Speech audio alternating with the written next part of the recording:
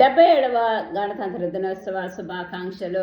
బంధకాల నుండి, బానిసత్వం నుండి విడుదల పొంది స్వేచ్ఛ, సమానత్వము, న్యాయం ప్రకారము పరిపాలన జరిగి భారతదేశంలో భిన్నత్వంలో నుంచి ఏకత్వం కలిగి అందరూ సహోదర భావంతో చేసుకునే పండుగ గణతంత్ర దినోత్సవము.